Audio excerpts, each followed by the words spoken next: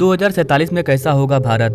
इस वाले वीडियो में मैंने आपको बताया था कि भारत सरकार अपने थर्ड टर्म में भारत को दुनिया का सबसे बड़ा मैन्युफैक्चरिंग हब बनाने का प्रयास कर रही है कि कैसे भारत को मैन्युफैक्चरिंग हब बनाया जाए, और इस चीज की चर्चा बजट में भी देखने को मिली थी। और अब बजट जारी करने के बाद ही एक और बड़ी अपडेट निकल करके सामने आ रही है कि भारत सरकार 12 नए इंडस्ट्रियल सिटी को बनाएगी। जी हाँ गाइस, 12 नए इंडस्ट्रियल हब को बनाया जाएगा। तो आज की इस वीडियो में हम लोग जानेंगे ये जो 12 इंडस्ट्रियल हब को बनाया जाएगा, इस सिटी को किस किस राज्य में बनाया जाएगा, कौन कौन से राज्य को ये वाला इंडस्ट्रियल सिटी मिलने वाला है, इंडस्ट्रियल सिटी क्या होता है, इसके बनाने से किस तरह से भारत आगे बढ़ेगा, किस तरह से चाइना ने इसी फॉर्मूला का यूज किया था और इसी फॉर्मूला को यूज करके आज चाइना दुनिया का सबसे बड़ा इंडस्ट्री हब बन चुका है। दुनिया के बड़े से बड़े मैन्युफैक्चरिंग प्लांट चाइना में अवेलेबल हैं और अब अपना प्यारा भारत भी इसी स्ट्रेटेजी को फॉलो करने जा रहा है। तो आइए जानते हैं इन 12 इंडस्ट्रियल सिटीज के बारे में। नमस्कार साथियों, मैं विकास और आप देख रहे हैं ऑल इंडिया प्रोजेक्ट।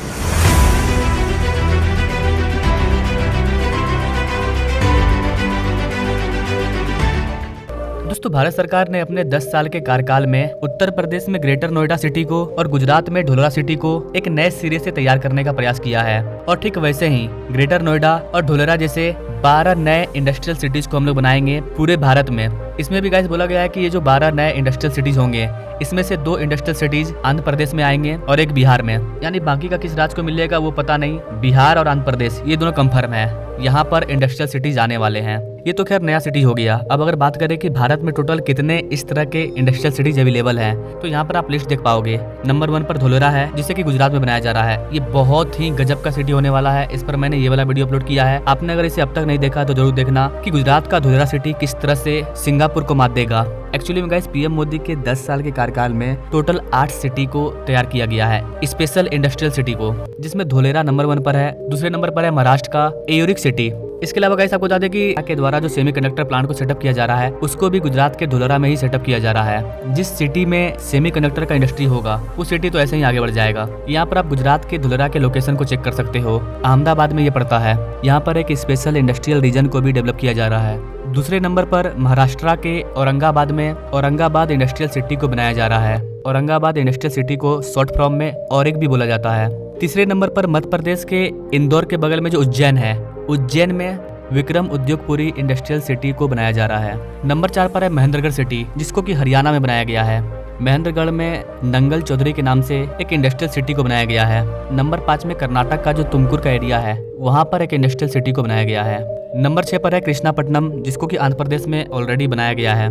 नंबर 7 पर है यूपी ग्रेटर नोएडा। पिछले 10 सालों में ग्रेटर नोएडा को इंडस्ट्रियल सिटी के रूप में बिल्डअप कर दिया गया है। इसके अलावा कैसा बता दें कि ग्रेटर नोएडा के बगल में ही दादरी है, उसे भी इंडस्ट्रियल सिटी के रूप में डेवलप किया जा रहा है। तो देखा जाए तो पिछले 10 सालों में इन 8 इंडस्ट्रियल सिटी पर काम किया गया और इस पर काम अभी भी चल रहा है। इसके अलावा अब सरकार अपने थर्ड टर्म में 12 और नए इंडस्ट्रियल सिटीज को डेवलप करने जा रही है भारत के विभिन्न राज्यों में। अगर ये 12 का 12 इंडस्ट्रियल सिटी बन जाता है तो अपने प्यारे भारत में टोटल 20 इंडस्ट्रियल सिटी अवेलेबल हो जाएंगे। अब आपके मन में भी सवाल होगा कि ये जो 12 नए इंडस्ट्रियल सिटी है, ये कौन कौन से राज्य को मिलेंगे।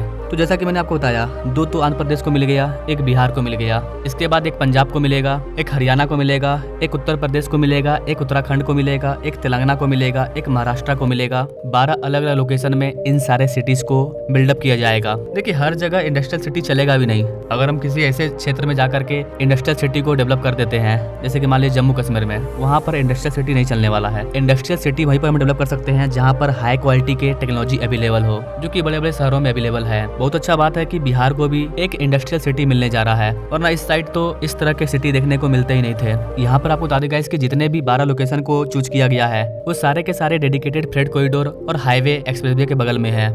जब तक अच्छी कनेक्टिविटी नहीं होगी, आपके इलाके में कोई भी इंडस्ट्रियल सिटी बिल्डअप नहीं होने वाला है। डेडिकेटेड फ्रेट कॉरिडोर भारत में ऑलरेडी 2 बन चुके हैं। 2 लाख करोड़ रुपए की लागत से 3 और डेडिकेटेड फ्रेट कॉरिडोर को बनाया जाना है। डेडिकेटेड फ्रेट कॉरिडोर इन सारे इंडस्ट्रियल सिटी को आपस में जोड़ने का काम करेंगे। भारत में एक जाल बिछाने का काम करेंगे। दिल्ली से आप मुंबई चल जाओगे, दिल्ली से आप कोलकाता चल जाओगे, फिर उधर आप कोलकाता से विशाखापट्टनम, विशाखापट्टनम से फिर कोलकाता। इस तरह से चारों बगल जाल बिछाया जा रहा है डेडिकेटेड फ्रेट कॉरिडोर का। और इन्हीं डेडिकेटेड फ्रेट कॉरिडोर के आसपास इस तरह के इंडस्ट्रियल सिटी को स्टैब्लिश किया जाएगा, ताकि किसी भी इंडस्ट्री में जो भी प्रोडक्ट बने उसे आसानी से पोर्ट के माध्यम से विदेशों में एक्सपोर्ट किया जा सके। ये सब जितनी भी तैयारी चल रही है, ये 2047 तक भारत को डेवलप कंट्री बनाने के लिए चल रही है, इकोनॉमी को आगे बढ़ाने के लिए चल रही है। जितना ज्यादा नया इंडस्ट्रियल सिटी आएगा उतना ज्यादा लोगों को रोजगार मिलेगा। इंडस्ट्रियल सिटी में क्या होता है? इंडस्ट्रियल सिटी का मतलब ये है कि एक ऐसा सिटी जहाँ पर बड़े बड़े इंडस्ट्री है, बड़े बड़े कंपनी है, बड़े बड़े फैक्ट्री है, स्कूल है, कॉलेज है, हर तरह की फैसिलिटी अवेलेबल है वहाँ पर। उसे हम लोग इंडस्ट्रियल सिटी बोलते हैं।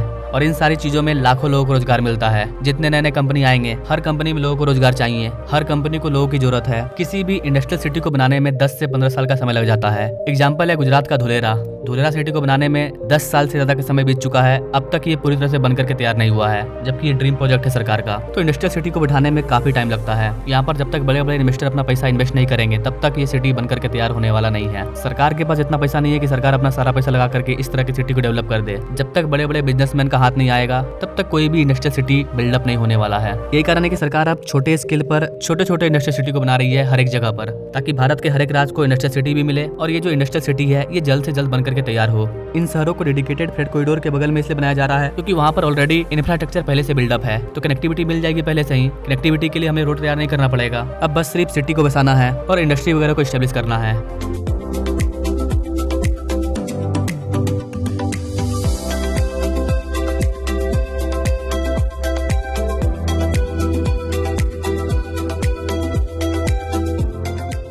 तो कम से कम समय में हम लोग अच्छे से अच्छे इंडस्ट्रियल सिटी को स्टैब्लिश कर पाएंगे। तो ये जो भारत सरकार के द्वारा डिसीजन लिया गया है स्पेशली इंडस्ट्रियल सिटी के रूप में भारत के मैन्युफैक्चरिंग को बूस्ट करने के लिए, ये बहुत ही अच्छा और बहुत बड़ा डिसीजन है। और गाइस आपको बताना चाहेंगे कि आज से कुछ दशक पहले चीन ने भी यही किया था। चीन ने टॉप 10 इंडस्ट्रियल सिटी को डेवलप किया था अपने चाइना में, और आज चाइना कितना आगे बढ़ चुका है, दुनिया का दूसरा सबसे पावरफुल कंट्री बन चुका है। चाहे वो पैसे के मामले में हो या किसी भी चीज के मामले में हो, अमेरिका के बाद चाइना का नंबर आता है। जबकि आज से 20 साल पहले चाइना का जो इकोनॉमी है वो हमसे भी कम था। अभी जितना हमारा है ना उससे भी चाइना का कम था, लेकिन आज चाइना की इकोनॉमी $17 ट्रिलियन के पार है। तो ये सब चीज हुआ कैसे? वहाँ की सरकार की वजह से, कि किस तरह से उन्होंने अपने देश को आगे बढ़ाया। ठीक वैसे ही भारत सरकार अपना दिमाग लगा रही है। नया भारत अपने सामर्थ्य पर भरोसा करते हुए, अपने संसाधनों पर भरोसा करते हुए आत्मनिर्भर भारत को आगे बढ़ा रहा है। और इस लक्ष्य की प्राप्ति के लिए मैन्युफैक्चरिंग पर हमारा विशेष फोकस है। मैन्युफैक्चरिंग को बढ़ावा देने के लिए हम निरंतर रिफॉर्म्स कर रहे हैं। रिफॉर्म्स के साथ साथ रिवॉर्ड्स को आज देश की नीति का अहम माध्यम बनाया गया है।